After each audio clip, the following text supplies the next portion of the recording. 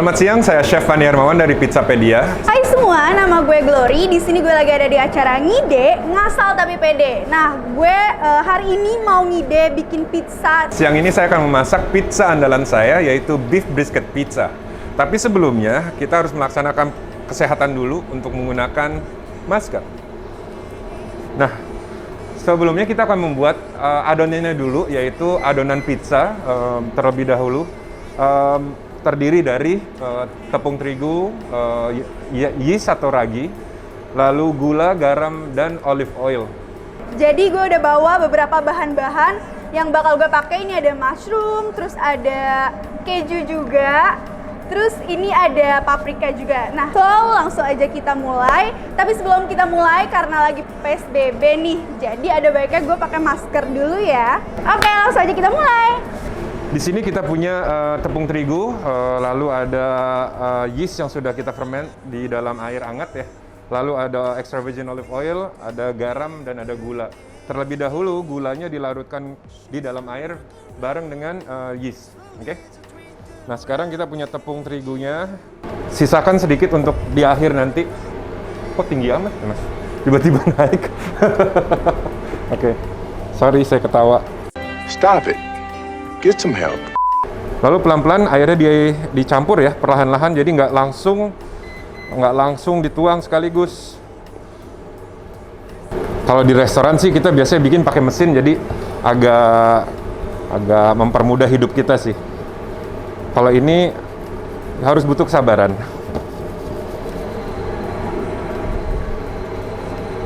Garam, sedikit oil.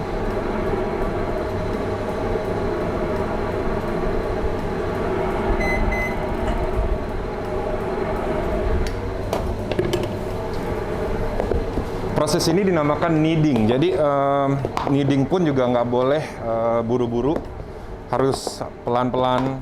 Lalu kalau misalnya dia kurang tepungnya, tambahin sedikit demi sedikit. Jadi nggak boleh yang langsung brok gitu loh. Ya. Soalnya nanti kalau misalnya dicampur langsung, dia akan menggumpal gitu. Jadi susah untuk kita halusin. Soalnya ini harus benar-benar kalis. Okay?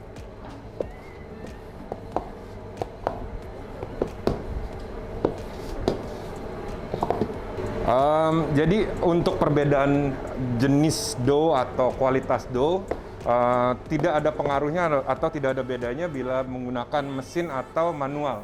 Karena sebelum ada mesin juga manual duluan kan ya. Jadi intinya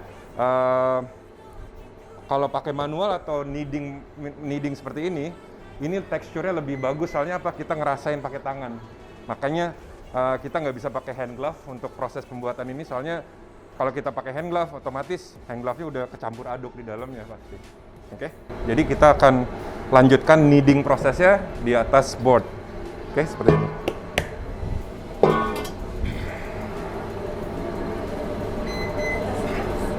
Untuk proses kneading, paling penting adalah sampai dough-nya itu lembut. Oke? Jadi mau pakai 2 tangan boleh, mau pakai 1 tangan boleh. Tapi yang nggak boleh nggak pakai tangan, ya. Kalau pakai kaki nggak boleh. Jadi harus pakai tangan. Terserah mau 2 tangan atau 1 tangan, oke? Kenapa harus ditekan juga? Kalau kita nggak tekan, misalnya kita cuma begini-gini doang, dia nggak bakal kneading, nggak bakal halus, oke? Seperti itu. Jadi harus ditekan sampai dough-nya lembut atau kalis. Nah, kalis itu bisa dilihat dari tekstur dough-nya yang tadinya pekat, padat, keras, dan sekarang tuh udah bisa ditarik tanpa dipaksa, udah lembut. Oke? Karena dari tepung 1 kilo pun ini nggak akan habis. Kurang lebih sisa 100 graman. Nah, 100 gramannya itu untuk proses finishing, yaitu sampai dough-nya kalis. Kalau di restoran, untuk satu resepi seperti ini kurang lebih jadi 3 porsi. Karena satu adonan kami per porsinya itu 220 gram. Tapi bebas kok, banyak orang yang bikin 160 gram, 180 gram, banyak kok. Di sini bisa dilihat teksturnya.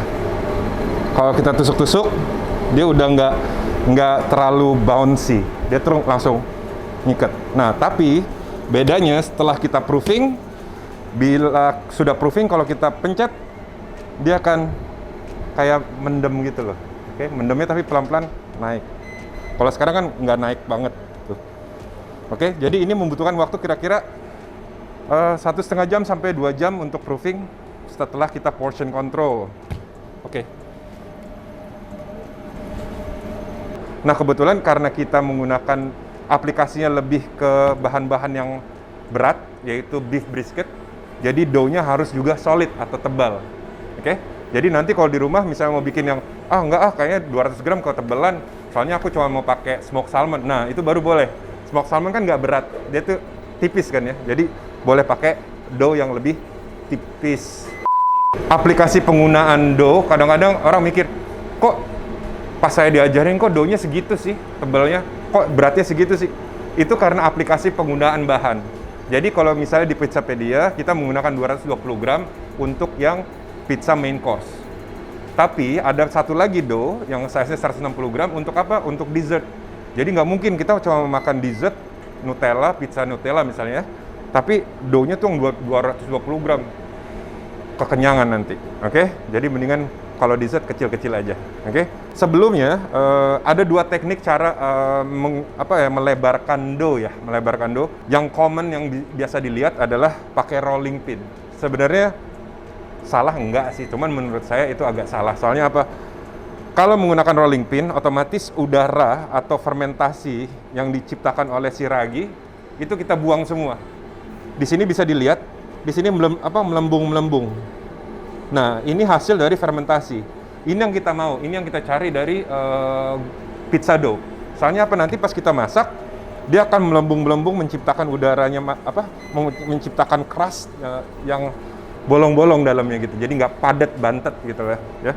Nah, makanya untuk proses stretching, saya lebih prefer menggunakan tangan. Oke? Tangan. Nah, di sini biasanya untuk proses stretching kita menggunakan tepung yang satu lagi yang biasa common untuk dipakai untuk pizza, yaitu semolina. Oke?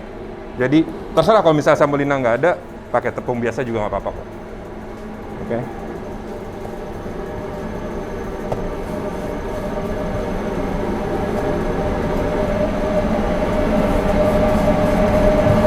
Nah, ini proses stretching. Oke, jadi tanpa dipaksa, dia turun sendiri tuh. Nah, cuman proses seperti ini hati-hati, soalnya gampang robek. Nah, kalau udah lebar, kita pakai tangan aja. Terserah mau size-nya seperti apa, tapi yang paling penting tekniknya dulu. Kita mau kecil, mau lebar, mau lonjong, mau bulat, mau apa, terserah. Oke, tapi yang paling penting tekniknya dulu dibenerin.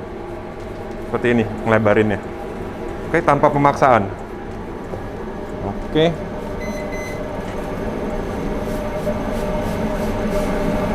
Lalu kalau misalnya ada lubang, ada bolong-bolong gitu, tinggal dicubit aja, dirapetin, udah kelar gitu aja. Jadi kalau misalnya ada bolong, jangan dibulet-buletin lagi, nggak usah ditambal aja gitu. Kalau ada bolong. Nah, di sini bisa dilihat juga hasil gelembung-gelembung udaranya kelihatan. Nah, ini yang kita mau. Soalnya apa? Nanti pas dipanggang, dia tuh akan menciptakan crust yang sangat dahsyat. Oke. Di sini ada paprika. Nah, gue bakal mungkin potong kecil-kecil si paprika ini ya. Nah, sebenarnya gue tuh jarang banget masak di rumah. Jadi, mohon maaf banget kalau emang kayak gak bisa, salah gitu ya stepnya. Gue juga gak pernah gitu masak di rumah ya. Ini kayaknya gue gak bakal pakai banyak-banyak karena gue suka warna hijau aja gitu. Jadi gue pakai paprika hijau. Oke. Nah, abis ini gue mau pakai warna merah biar lebih berwarna gitu. Oke. Kita potong-potong. Agak susah ya. Ini oke. Nah, di sini kita ada smoked barbecue sauce. Smoked barbecue sauce kita sangat unik sih ya. Soalnya bukan seperti barbecue sauce yang biasa. Kita menggunakan kulit orange yang nggak kepake dari bar, itu kita simpan, kita olah, kita jadikan candied orange namanya. Atau preserving kulit orange menggunakan gula. Ya. Jadi kita kita panggang sampai dia kering, baru kita blender. Oke. Kok gue ngos-ngosan sih? Kenapa? Enggak nervous. Kering doang tenggorokan. Nyatanya nyegerin. Jangan over penggunaan dari liquid apapun itu, misalnya kayak pomodoro sauce, yaitu napolitana sauce. Cream base lebih bahaya, soalnya apa? Cream base itu berat. Contohnya sausnya namanya bechamel, atau biasanya saus-saus yang keju seperti itu akan lebih lebih berat kepada dough-nya. Karena apa? Soalnya pizza tuh nggak boleh berat-berat banget, karena nanti nggak bisa ngembang tengahnya. Oke, nggak sempurna. Oke.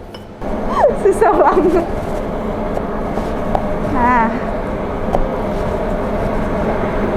kalau teknik motongnya salah, maaf banget ya pemirsa, karena gue emang amatir gitu.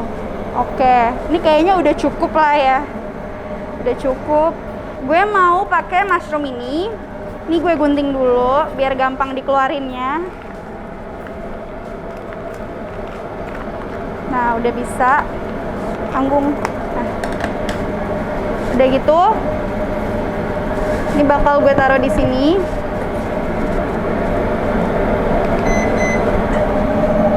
Beberapa aja sih, karena biar nggak too much banget sebagai topping. Berapa ya? Segini deh. Oke, cukup. Oke. Setelah ini gue bakal potong si mushroomnya ini jadi agak kecil. Kayak gini. Biar nanti bisa ditaburin sebagai topping di atas pizzanya gitu. Oke.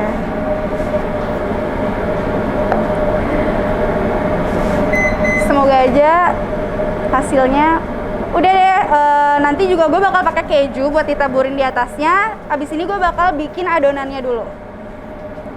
Oke, ini adonannya. Tinggal dilebar-lebarin aja.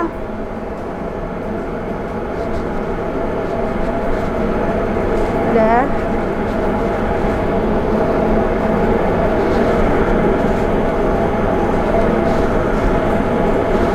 Ditekan-tekan biar dia pinggirnya bisa ada apa sih namanya, gelembung. Dah, gue mau tambahin saus ini dulu. Apa nih namanya? Neapolitan sauce. Biar nggak dempul ya.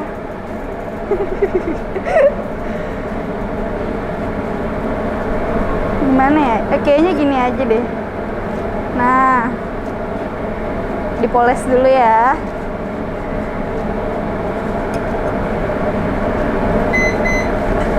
Ya udah segini deh. Segini ya. Oke. Kasih topping. Ini toppingnya yang tadi gue udah iris-iris. Ini. Oke, gini aja deh. Sama si merah di tengah. Nah, satu lagi. Nah, oke. Agak aneh ya, nggak apa-apa deh. Lalu kita punya mozzarella cheese.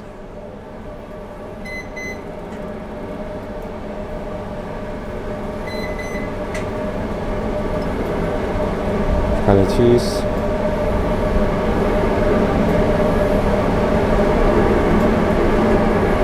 Oke. Nah, kalau saya lebih suka pemasakan pizza di 2 tahap. Apalagi menggunakan daging yang sudah kita smoke atau yang kita sudah proses. Kalau kita masukin di awal, daging yang kita udah proses akan gosong. Jadi tahap pertama yaitu memasak dough-nya dulu setengah matang atau 3/4 matang, baru kita campurkan lagi si daging ini, baru kita masak pelan-pelan biar dia biar dia melted ke dalam kejunya. Oke? Jadi tahap pertama seperti ini.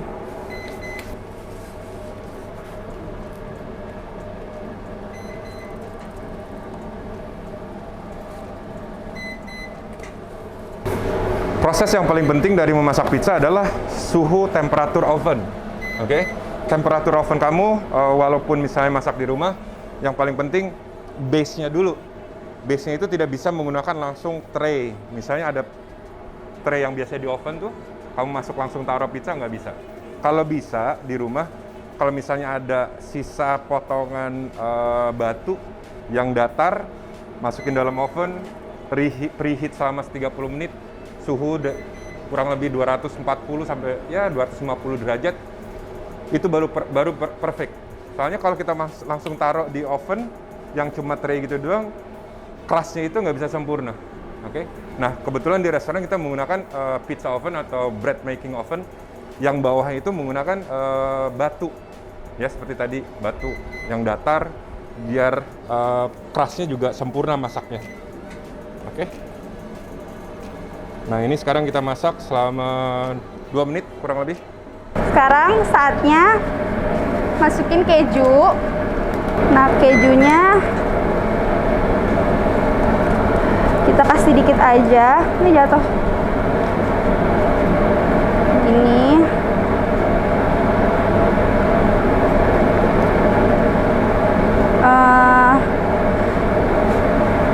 Segini, aduh jelek banget sih. Super jelek. Tapi gak apa-apa. Gue bisa berkarya sendiri. Nggak apa-apa. Udah kelar.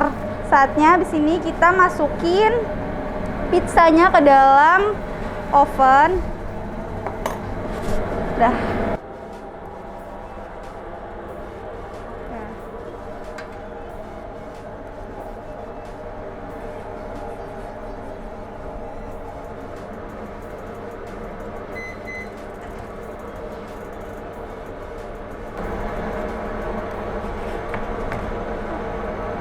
Susah. Nah, udah nih, tinggal masukin.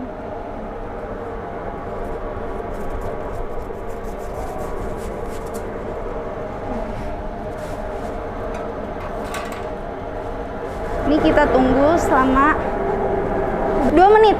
Kita tunggu selama 2 menit. Oke.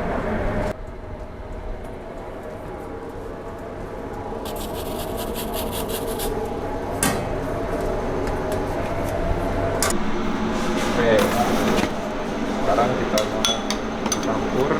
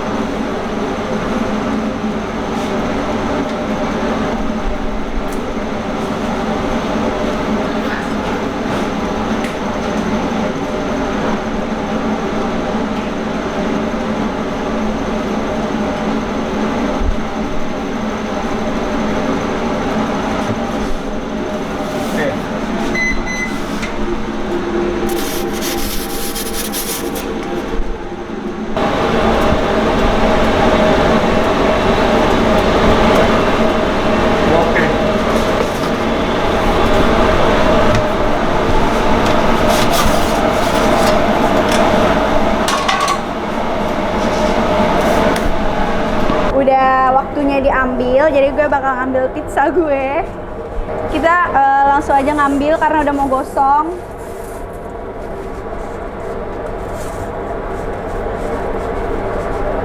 Oke.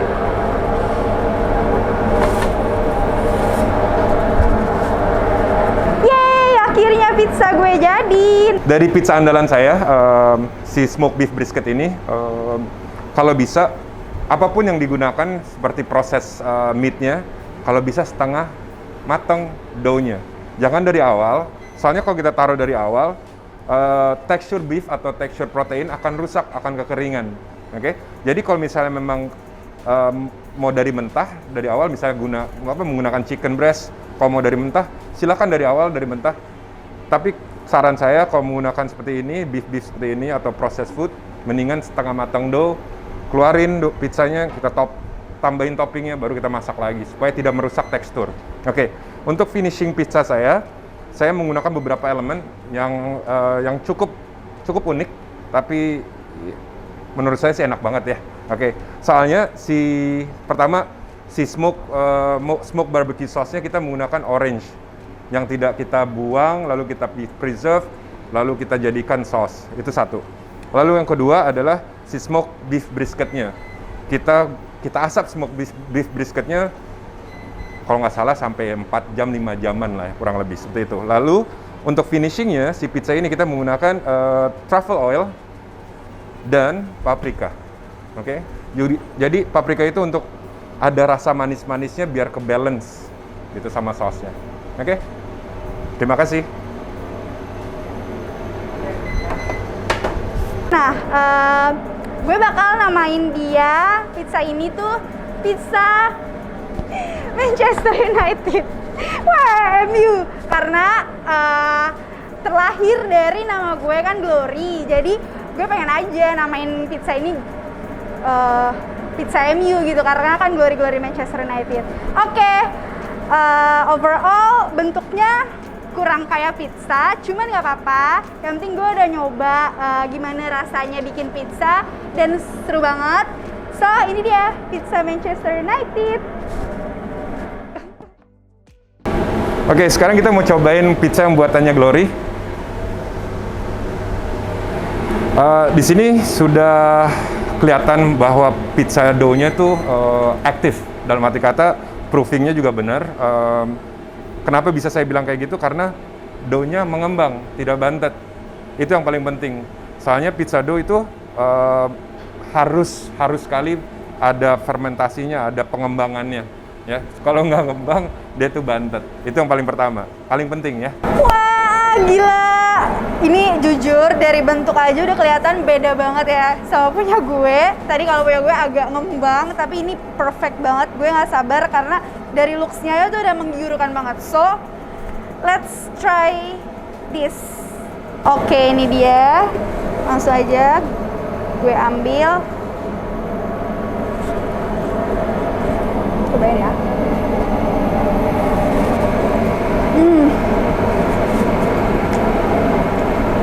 Jujur, ini enak banget. Cheesy-nya berasa banget dan bener-bener sesoft itu. Jadi kayak lo makan tuh langsung kayak, pokoknya the best banget sih ini. Tapi ada kegagalan di sini. Bukan kegagalan yang sangat fatal, tidak. Cuman untuk pas di saat spreadingnya, di saat roundingnya itu tidak merata. Udah gitu, faktor kedua di saat scoopingnya. Di saat scoopingnya ke pizza spade, dia tidak diratakan kembali. Tidak apa-apa sama sekali. Kalau yang seperti ini di Italia ada namanya focaccia. Base-nya sama kok, sama persis. Rata-rata memang seperti ini kalau focaccia untuk dicemil ya. Tapi in big versi yang besar. Overall enak banget. Oke, sekarang kita mau cicipin dulu seperti apa nih buatannya si Glory. Wow. Nah, ini paling penting. Dough-nya matang. Ya, ini paling penting sekali. Soalnya kita bisa bilang apa? Kalau dough nggak matang, di sini rata-rata biasanya putih atau alias kata bantet. Tapi ini tidak sama sekali. Itu yang paling penting. Soalnya paling nggak enak kalau makan dough mentah. Oke, karena nggak bagus buat digestion. Oke, sekarang kita cobain. Keren juga nih bikinannya Glory.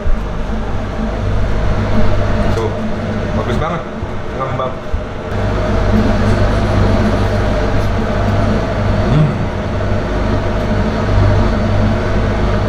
Nah, paling penting, dough-nya mantap. Good job, very good job.